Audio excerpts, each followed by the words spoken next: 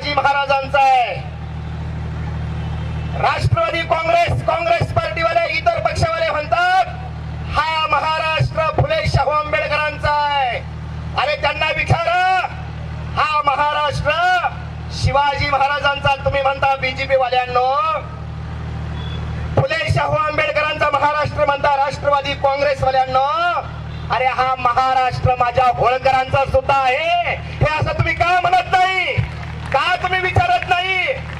शिवाजी महाराज 16व्या शतकातले, माझ्या राजमाता अहिल्यादेवी होळकर 17व्या शतकातल्या आणि माझा महाराजा यशवंतराव होळकर हा 18व्या शतकातले. तुम्हाला माहिती आहे की या रायशिना नावाचा एक प्रदेश आहे. इथली जी संसद आहे, ती संसद कुणाच्या अधिपत्याखाली होती?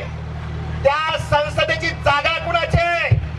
ती संसदेची जागा आहे ती मल्हारराव होळकरांची आहे.